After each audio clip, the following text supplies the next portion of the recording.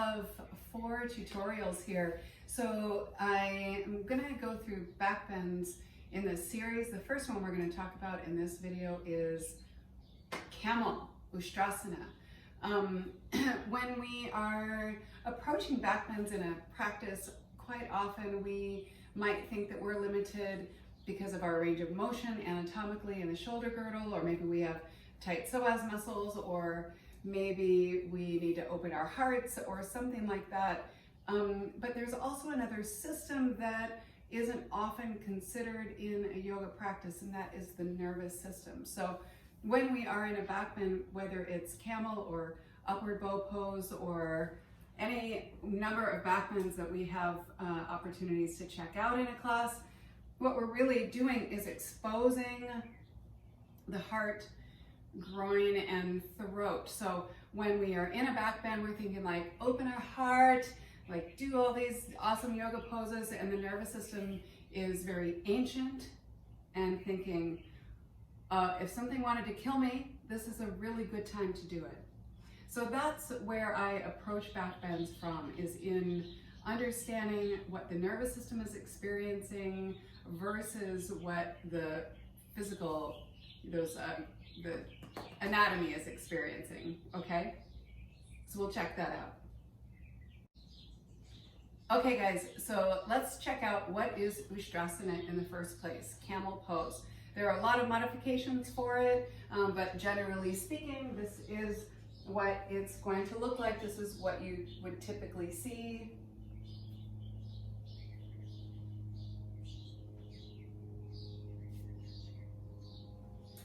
All right, so in a perfect world, we could keep the hips over the knees and reach back to the heels with the tops of the feet on the floor.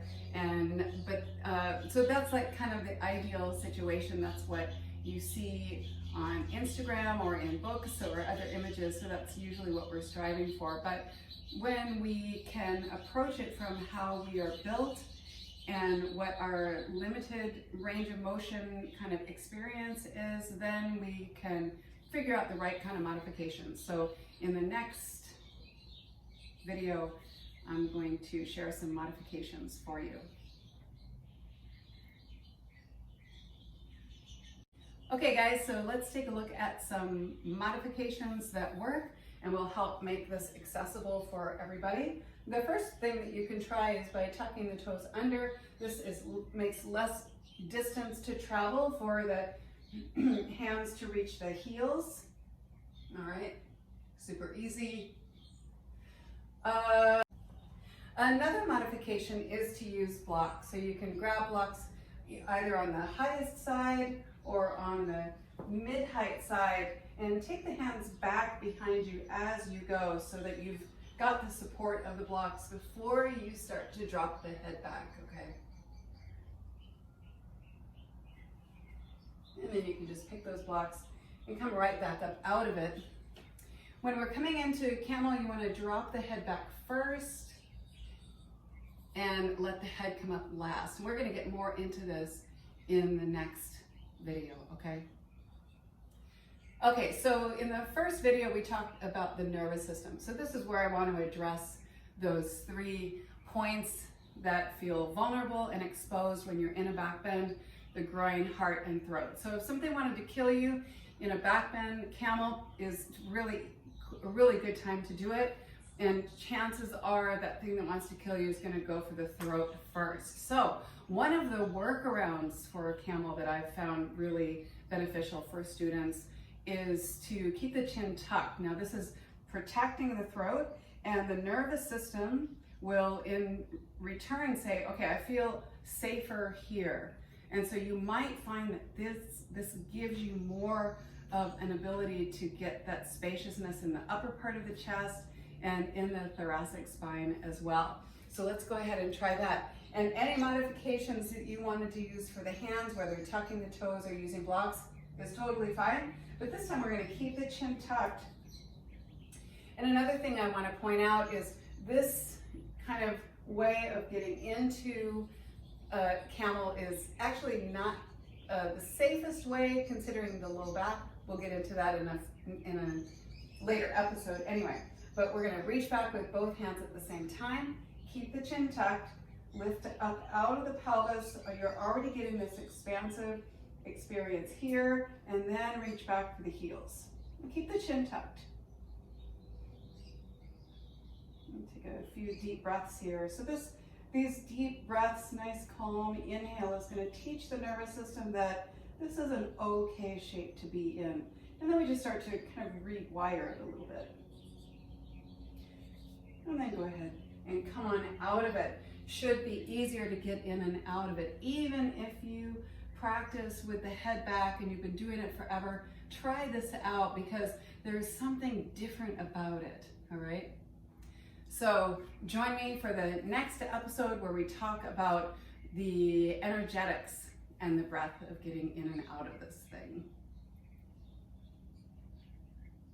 All right, yogis, thanks for making it this far. This time we're going to talk about the energetics and when to breathe and how that supports the nervous system in getting into camel. So this downward current that you might hear in other poses to push down through the feet or root down or anything that helps to get you grounded. In camel, you want to push down through the shin and the top of the foot, or even if the toes are tucked, that's fine.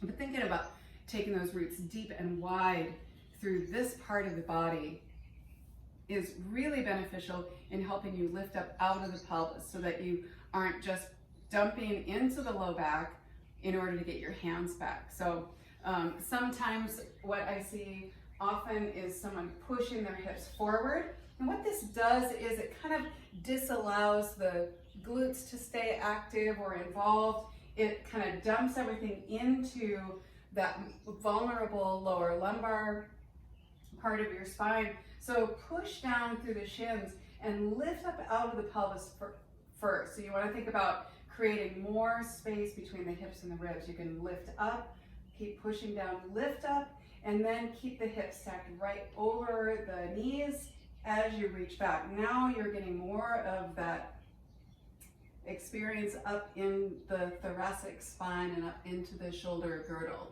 When you come out of it, push and inhale just as you're coming out of it, okay? So you can inhale or exhale here, maybe inhale and lift up. That's my preference, is to inhale and lift up, and then exhale as you're coming back into it. And then push through here and inhale right about now. And then have a seat on your heels.